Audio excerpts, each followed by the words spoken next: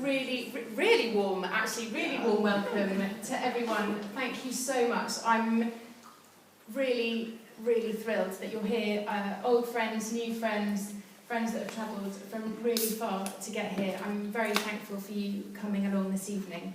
So for those of you who don't know me, my name is Lisa Leaf, and I'm have the very grand title of UK Ambassador for There Is Hope Malawi. I'm married to Will Leaf, who is the vicar here, and we've got 3 small children. So we're all here this evening to hear about There Is Hope, and I'd like to tell you a little bit about the story, how we came to be involved with the charity, and then move on to the girls' programme as we go through the evening. We'll then have time for questions at the end and opportunity to buy some other things that you can see as well. So this photograph is Will and I with our 3 leaf pets. And this picture was actually taken in Malawi, in Flo and Eno's garden, and it was taken, I think, the day after that we found out that Will had just been invited to become vicar here at St Mark's in Kensal. So this was the photograph that was sent to the church to say, yes please, we'd love to come and be your vicar, and we were actually in Flo and Eno's garden. So Flo and Eno, this is the family here who we're talking about. Florisa is an old friend of ours from our previous church, St Paul's Hammersmith, and she had a real heart for refugees and went to Malawi, and that's where she met Ino, who then went on to become her husband. And they've got 3 gorgeous children. Teo, who is in the middle, and he's the same age as our son Isaac, and they've got twin boys who are identical, Sammy and Jojo, who have just turned 5, and they are super cute. So the story begins really with Innocent Mugambi, and his parents were from Burundi, and in 1974, when the fighting broke out between the Hutus and the Tutsis, his parents fled from Burundi to a refugee camp, thinking that they would be there for 1 week. They didn't return for 25 years. Ino was born in a refugee camp and subsequently given the name Innocent because obviously he is completely innocent. Ino's story is a completely remarkable one, and he has written an autobiographical account of his life called Refugee for Life, which I'm thrilled that is being published in the UK and is available to buy. This story documents his journey from Burundi going down through Zambia. He went to a refugee camp in Congo, and then fighting broke out there again. And from then he went back up through Zambia, Tanzania, and then when he was 24, he then made his way back down again, and that's how Ino ended up in Malawi, in the refugee camp, Zaleka. Zaleka is a refugee camp that now hosts nearly 38,000 refugees from all over Africa. And it was when Ino was living there that he won a scholarship to study theology. And Ino didn't want to study theology, he wanted to be a lawyer. And he didn't really understand what God's plan was for his life when he was doing that. But he felt at that time when he was praying, he felt that God gave him a very clear message that he should help other refugees. And that was how There Is Hope was born. And in 2006, they started the charity There Is Hope Malawi. And because of Ino's experience of having lived as a refugee for 27 years of his life, he feels very strongly about empowering people, about training, education, and not handouts, and retaining people's dignity. So There Is Hope is all about education and training, and they run all sorts of courses, including bricklaying. These are some of the men that we met there. Tailoring. So these are foot-powered sewing machines, these seamstresses here, learning tailoring. And this is the plumbing course. So this plumbing course actually is the first one where there are more girl students because the instructor's actually a woman. So these are plumbers, or learning to be plumbers. 2 female student plumbers. Carpentry, so this was the carpentry level 1 course where they're learning to make doors. They also do welding. And then Kibebe. So Kibebe is the baby of Florisa, really. She's a creative genius, and she set up this social enterprise which provides income for the refugees living in Zaleka and provide support for their community. So the soap and this beautiful bunting, this is made by them. These are some of the artisans. So these are artisans who are affected by or have a disability, and they make these beautiful cards, these moja cards they're called, and they provide a much needed income, and they support all of their extended families through doing that.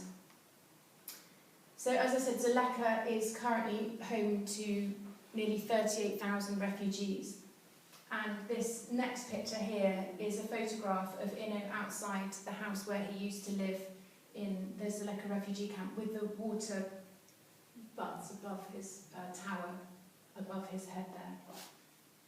So they bought some land pretty much opposite where the Zaleka refugee camp is, and they started to build the There Is Hope Centre. And over the years this has grown enormously. And recently, this is the new Bible college which is being built there with the support and funding from the European Union. And this is Kathy, who's the director of programmes in front of one of the new hostels which has been built with, again, the support of the European Union. But this year, in March, I was privileged enough to be able to go out to Malawi again for the second time on my own for a week. Some friends generously provided a flight for me to go over, and specifically with a view to learning more about the girls' education programme. So, as you saw earlier, Will and I have twin girls. They're in year 5, and next term, we start to think about which secondary school they go to.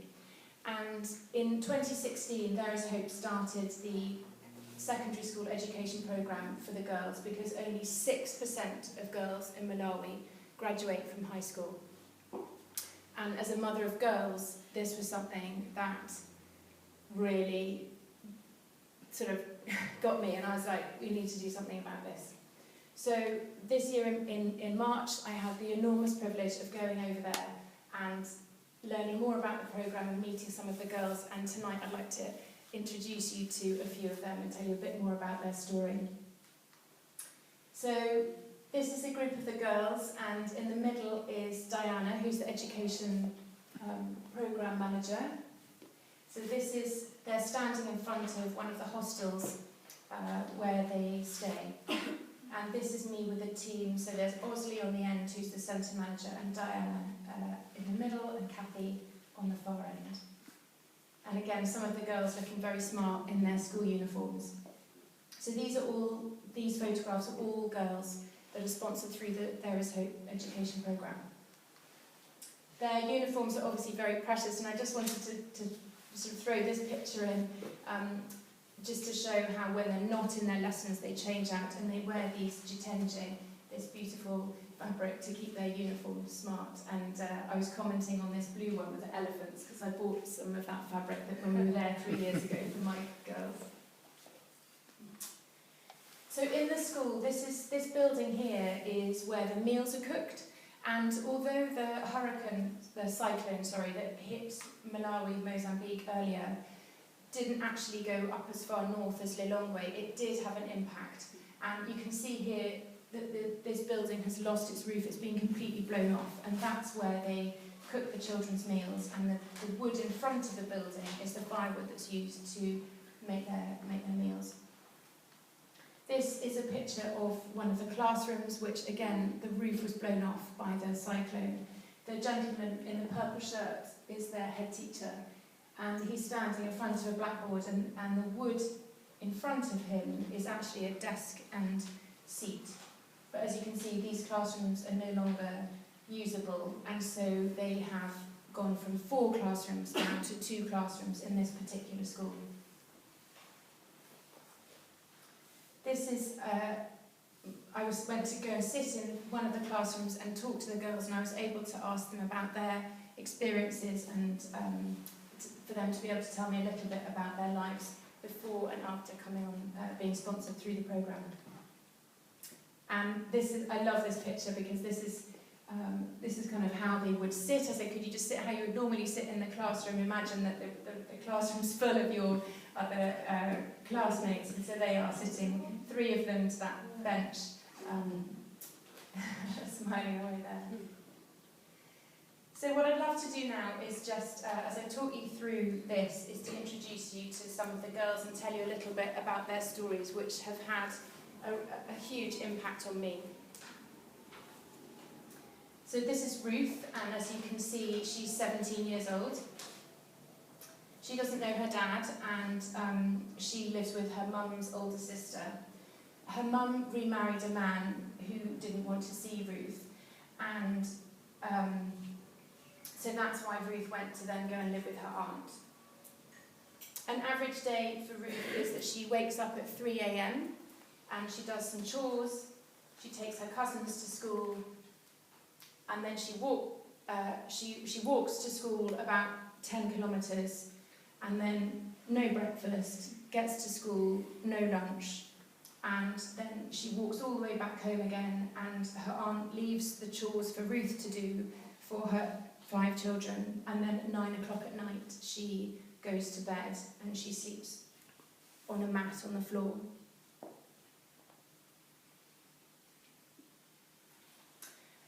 The thing that has completely blown me away about meeting these girls is that I was so inspired by their courage and their tenacity, and that despite these circumstances, these young women get up day after day after day and get up and walk to school and go through all of this. And I think for me that's the one thing that I have been so impacted by, hearing their stories.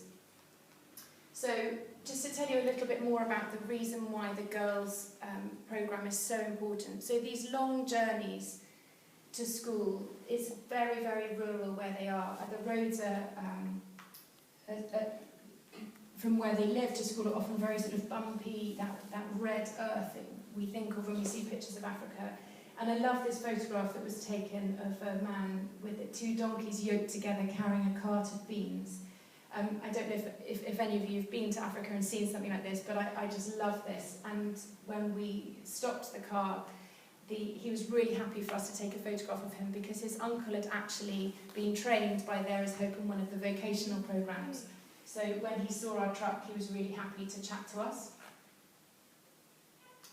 So again, for me, this picture really, I just love it because if you were lucky enough to be on the road, you know, sometimes you can get picked up in one of these pickups, but you can see in the background as well, there's a bicycle and the sort of wide load of the sticks on the back of the bicycle.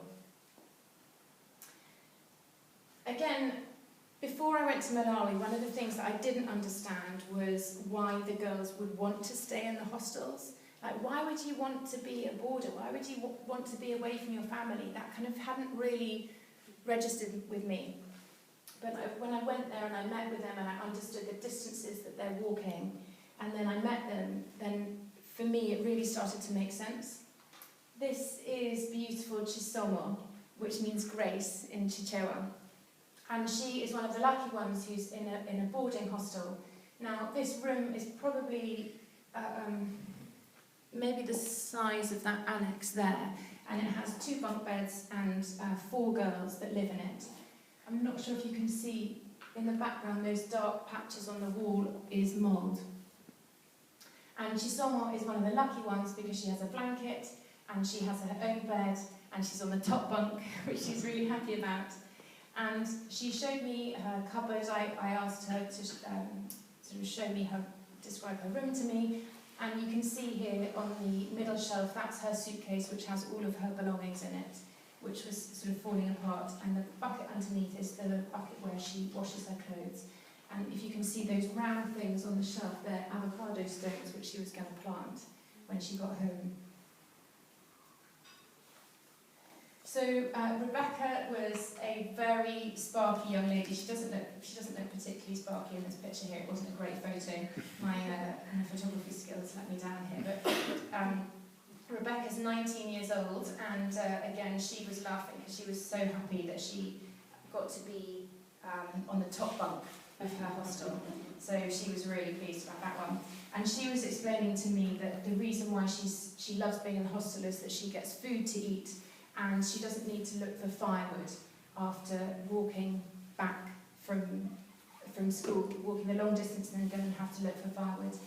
And again, it was explained to me when I was there that these young women, after they'd walked home from school, they would go and have to cut the wood themselves. So like we saw in the building that lost the roof, go and cut the wood to make the fire. And these long journeys are very dangerous. Gender-based violence is incredibly prevalent. The girls are often subject to sexual abuse, and going into the forest, just doing that can be extremely dangerous. If they are found by a ranger and they don't have a licence, he may require them to pay, and they have no money to pay. I hope I don't have to spell it out as to how these girls may have to pay for their firewood. This is an example of a borehole in the school. Again, this borehole was donated to the school by money from the European Union. And again, for me, that was a reminder of the things that I've taken for granted perhaps over here. So sanitation is a big issue for these young women. And so when they are menstruating, that can be a real problem and a reason why they don't go to school. So if the girls can't afford sanitary towels, then they will use the chitenje, which they cut, but it's very difficult for them to be able to wash them and dry them properly, and they can leak. Excuse me going into graphic details for those of you who are a bit more squeamish, but this is a reason why for many of the young girls that they just won't go to school when they've got their periods. So as we saw in the picture of Chisomo in her room, in her hostel, the bucket is where she would wash her clothes, and obviously that makes that very tricky if you've got your period. This is an example of the food that was provided by one of the schools. So the staple diet there is rice and beans. So again, these are the girls who get the meals provided by the schools. Not all of the schools that I visited are boarding schools, so I went to 4 different schools and met with some of the children, and it was quite a broad range. So some of the girls were walking 10 kilometres a day with no breakfast, going to school, no lunch, and walking back. But some of them who were in hostels were provided with meals, and that's a sort of typical example of what they would live on. So this picture, I love this photograph, which is in one of the classrooms, which has been graffitied with "Never Give Up" on the wall. And next to it is, I don't know if you can see that, but it's a biology diagram of some lungs. And I just thought, again, it's just such a brilliant illustration of their tenacity and their courage, despite the things that are thrown at them. And again, I really love this, just a little sign in the window of the school that says, "There's a disco on Saturday, charges 100 kwacha," which is 10p. It says, "Please come with confidence." And it was done by Entertainment. So these girls, so this was a school where they were all day students, and they were walking these very long distances to get to and from the school, and yet they're still creative and engaging enough to do these little fundraisers, and it costs 10p, but again, this just caught my eye, and I just thought it was a brilliant, I love that. So this was probably the biggest and most well-equipped school of the ones that I went to see. This is a government school, and the government provide the infrastructure for the education over there. They don't, however, provide the food, the books for libraries, equipment for science labs, or anything like that. So this school, which is has both boarders and day pupils, this is their science lab, but as we see in the next few slides, this is the headmaster with the science teacher, and they are now taking us through where all of their equipment and the chemicals and things that they have are kept. And just to point out that this is the one school which did have a lab.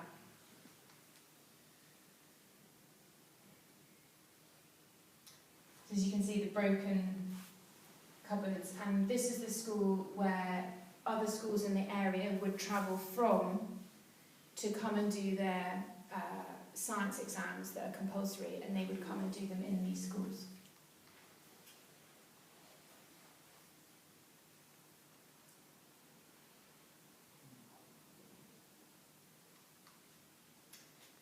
So the headmaster was explaining to me that the community are expected to raise their own funds for providing the chemicals for doing these sorts of things. As you can see, these, I'm afraid, science is not my forte. These thingamajiggies are held together by bits of string and tape, and this is where the girls are doing their exams, and some of them remarkably so. I met one who just got 75% in her chemistry exam, having travelled from another school to come here to do this. So this young lady is Dallas, and in these wonderful flyers here, which you should all have a copy of on your chair, do please take them home with you. There's some more details about her story, and here's a picture of her with Diane, the education coordinator. And Dallas's story is that her mum and dad were divorced, and her mother remarried, and her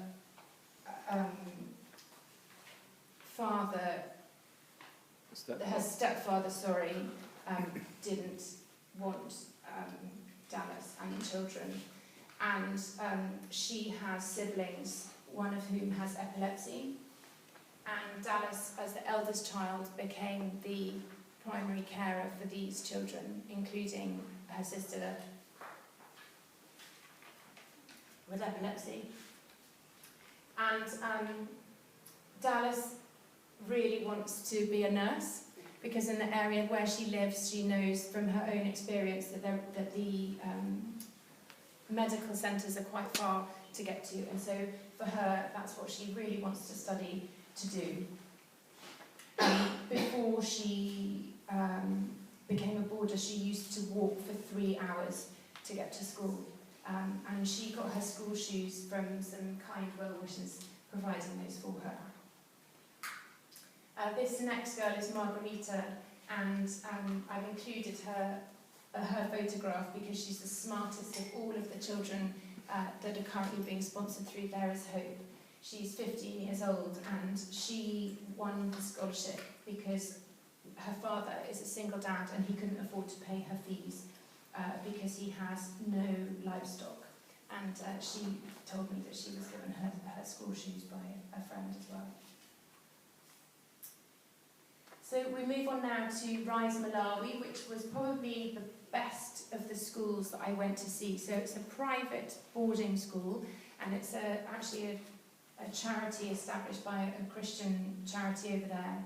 And the girls who were there, by far and away, their English was superb, and most of the other girls I'd spoken to in Chichewa, and it was translated by Diana and Kathy for me, but here at Rise Malawi the girls were able to speak very fluently with me in English.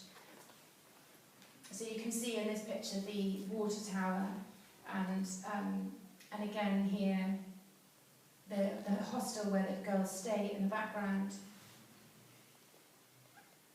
and the borehole with the children getting some water from the borehole there. So this is the girls' hostel, and when I was there, you can't quite see, but they were playing some sort of board game behind the fence, but obviously to respect their privacy, I didn't go any closer than that. And this is a photograph of me sitting chatting with the girls, with Kathy and Diana in their green t-shirts from the team. So this is Anellis, and she's 17, and Anellis wants to be a doctor, and she earns money by doing farming and gardening and doing chores and all sorts of things. She was saying to me that the one thing that would make a difference for her is a torch. When they go home, they don't have any electricity in their houses, and so for the ones that can afford it, they use kerosene lamps, but obviously that's expensive and it's dangerous, fire risk and also the fumes. And so I said to her, what's the one thing that would make a big difference for you? And she said a torch. Again, for me, that wasn't something that I thought through before I went there and was able to meet with her. This next slide is Rifta, and before she won the scholarship, she used to walk 6 kilometres every day. She would leave her house at 6 a.m. with no food and return at 6 p.m. having eaten nothing all day and having walked 6 kilometres to school and 6 kilometres back from school. Her parents couldn't provide for her, and so she moved in with her brother, and he has 3 of his own children. Again, this was really interesting to hear Rifta's story, because her brother is a farmer and he farms tobacco. So this is a picture of a tobacco field, and 90% of the people in the Doha district, which is where I went, depend on agriculture. And so after the harvest, when I was there, this is the tobacco when it's growing, and now this is the tobacco drying out. And what happened, she was explaining to me, is that her brother would then take his crop to the auction houses where it's sold, but it could take 2 months for him to be paid. So even though he'd worked really, really hard all year and he's got his harvest, for 2 months he has no money at all. And so obviously that's a huge problem for them to feed their family. And so her winning the scholarship has made a huge difference to her life. And then we move on to lovely Tabitha, who I've made a poster girl on your flyers and around Kensal on social media. This Tabitha, I have to say, did slightly steal my heart. So she would like to be a doctor, and the thing about Tabitha that I was really struck by was how smiley she was and how positive and incredibly hardworking. Now, as you can see, they're all in their uniforms, which are provided by There Is Hope, but it's part of their effort to provide for their own school shoes. And so these shoes, as you can see, are made from plastic. And I asked Tabitha about how she'd earned the money for her to get her school shoes. And she said that in the holiday period over Christmas, she worked for 3 weeks, from 6 in the morning until 4 in the afternoon, every single day for 3 weeks, selling the brushes, the brooms that her mum had made. For those 3 weeks' work, she earned £8.50. She used that £8.50 to buy the school shoes that she needed to be able to return for term in January, which cost her £1.50. And they had actually torn by the time I met her in April. She used the money to buy a bar of soap, to buy maize to help her mum feed her family. So her mother's a widow and Tabitha has 5 siblings. And then she used the last of her £8.50 to pay for the transport to get back to school. So I just thought, this girl is remarkable. So she got 75% in her physics exam, she got 85% in her English exam. She works so hard in the holidays to earn this money to support her widowed mum, and yeah, extraordinary young lady, which with a very captivating smile. So yeah, and she was telling me that she, when she goes to sleep, often too tired to study after having done the chores, that she sleeps on the mat with her siblings. So this is the group of girls at Rise Malawi. Here, they're a great bunch to be able to spend time with. I'm really aware that for many of us in the room, this might feel really overwhelming, and I'm sorry if you're feeling maybe a bit shocked and how on earth can I help? But I really, really believe that every single person in this room can make a difference.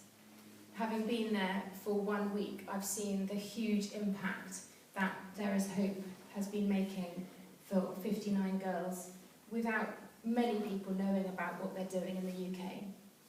And I really believe that whether we can give financially or in other ways, I think that everyone can play their part. And I'd love to throw out a few suggestions for how we can all do this together. So how can I help personally? So you might be sitting there thinking, I'm 98 years old, or you might be sitting there thinking, I'm only 22 years old, what can I offer? For those of us who pray, I'd love for you to pray for these remarkable young women and the work that There Is Hope is doing. Obviously, there is a way that we can all support financially, but for those of us that can't give financially, we can invite others to journey with us, and I've got a few suggestions as to how we can do that together. I'd love as well for you to spread the word. So again, there are various ways that I'd like to suggest that we could possibly do that. So, down to the nitty-gritty, it costs £37 per month, which is £1.23p per day, to sponsor one girl through secondary school education. Some people that I know of feel that that's too much for them to be able to do every month, and so they've partnered with some friends, and together they are doing that together. So that's something that they're doing as their friendship group, and they're going, we're doing this together. And I think that's a really lovely kind of thing that unites friends, really. £15 will pay for a solar-panelled lamp, solar-powered lamp that Ellis was saying she needs to be able to study. And of course, Gift Aid adds an extra 25% to your donation if you are a UK taxpayer. So this photograph, again, I love this picture because this is just representative of some of the girls in a classroom who are being supported by There Is Hope. And how amazing would it be in a year's time if we could go back and or have a photograph sent through to us of this classroom absolutely filled with more girls who are being supported and able to carry on their education because of what we have done this evening and here tonight. So if we can't do it individually, or even if we can, how can we do this corporately?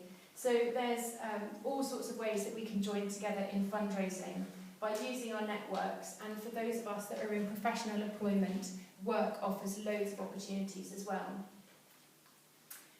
So, school assemblies. I would love to be able to go into schools, especially secondary schools, and to talk to our young people about this project and how they can get involved, how they can help support their brothers and sisters, and for them to be inspired and to be encouraged, and for them to come up with ideas of supporting this work. For those of you who are in work, the corporate social responsibility departments often have pots of money which is tax deductible for the companies, and so they like to find projects. And in some companies, if the employees go and say to them, I've got this charity that I'd like to support, then they're much more amenable rather than random me contacting them out of the blue. Again, give as you earn scheme. So some companies, if you work for them, you pay some money and then the company pays it to a charity on your behalf, and it doesn't cost you anything. I'm not very clever with those sorts of things, but we can find out about that. Again, trust funds. So I was talking to someone about it the other day, and they said, oh, I've got a friend who they have this charity which sponsors education projects in Malawi. If I hadn't told him about this, then I would never have found out about this. So again, talk to your friends about it and then come and tell us so that we can make applications to those sorts of organisations. So the 10 cubed up there. So I thought it would be great to do a 10k to raise 10k for the 10k that the girls have to walk to school. So many of the girls I met walk 10k to school and 10k back again. So 10 cubed, raise 10 grand for the 10k. See what I'm doing? So if you're a runner, or you want to be a runner, or you're not a runner like me, but you're happy to walk it and get sponsors, hobble, let me know. Again, the more people that do this, if you've got friends that are runners, if you're part of a running club, the more people we can get on board, the more money we can raise, and I think we can get the 10 cubes that I'm going for. Again, garage sales. So Will and I decided that we would sell our kids' old bikes and the gubbins in our garage and that kind of thing. And we're on our way to sponsoring a girl. It was stuff that was sitting in the garage, gathering dust. We didn't need it. The money's going to There Is Hope, and we're through the stuff in our garage that's going to support a girl in Malawi. You might be a baker, bake cupcakes, and charge a friend a couple of quid. You could be a musician. Have a gig. We can provide the venue or an exercise class. Think about how you can use your skills for cash. So it doesn't have to just be a financial thing. The Shine a Light sleepover. So again, another crazy idea that I've had is that we're going to in here have a sleepover for year 5s and 6s. And we're charging the children £15 a head. And that will buy, every child that attends, by paying £15, that will buy a solar-powered lamp for a girl in Malawi. So that's on Friday the 28th of June, and at the moment I've got 4 adults, but if anyone has insomnia and maybe hearing impaired, they might like to But I'm like, how do we get, in one big blowout, how do we raise 900 quid to get all these girls a lamp? So that's the Shine a Light sleepover. Again, if you work for schools, that might be something that you would be up for doing, something similar like that. Borough Wines have very kindly donated us these bottles. So Borough Wines, if you're not local, it's this fabulous wine shop in Kensal and they've got other franchises around the place. So their stickers are proper professional ones that don't come off in water, and I'm really sorry, Zoe, but our ones that we stuck on there are not professional and quite slippy, so if you leave them in a nice bucket, please be careful. But basically, if you live in Kensal, you know the story, but to buy one of these bottles costs £2.50, and then you take it to the shop and they fill it up with their lovely rosé, which hopefully you've enjoyed, or red or white or whatever you like from taps. It's environmentally friendly and it's delicious French wine. So I'm thinking that if you would like to buy a bottle, either an empty one or a full one, on your way out, and then you can take it, every time you take it back to Borough Wines, you can fill it up, and when it's sitting on your dinner table with your friends, then they'll be like, There Is Hope, wine bottle, what's that all about? And we might even get some proper stickers to match these ones. So, yeah, so those are the kind of, I think, realistic fundraisers. And then, I've kind of come up with these crazy harebrained schemes. So we've got this one idea. Anyone here seen the TV show Breaking Bad? Oh, yes. Yeah, okay. A couple of people admitting it. Yeah. So basically, Breaking Bad was this cult TV show where it was a chemistry teacher who, in an RV, turned into a drug dealer. And I was thinking, okay, so I've been to the schools in Malawi and I've seen the loads of the schools. I was saying to the girls, what do you need? What will make a difference to your life? What can we provide? What's going to help? And they're like, we don't have any labs, we don't have any equipment. This is what we need. And I'm like, okay, so we could fundraise for one school, but then we've got girls at 6 schools, so then we need equipment for 6 schools. I'm going, Right, okay, how about if we have a mobile science lab? So we get a mobile science lab, and then, because Will and I watch this programme, which is really rude, and really naughty, and it's about drug dealers and stuff, so don't judge us, but anyway, I'm like, Breaking Good! So we can go from Breaking Bad to Breaking Good. So, if any of you work for a university or science project or a kind of sciencey hedge fund or something crazy like that, this is the plan, okay? To buy an RV, deck it out properly with science kit, and then get it shipped to Malawi so that this science lab can go from one school to the next. And instead of blessing just the 59 girls that we're sponsoring, it will bless thousands of children, because all the kids in all the schools will benefit from the mobile science lab.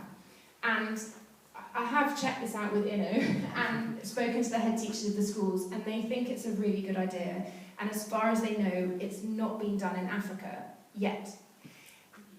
the bit of research that I've done, it has been done in India, but again, we're at the very early stages of it.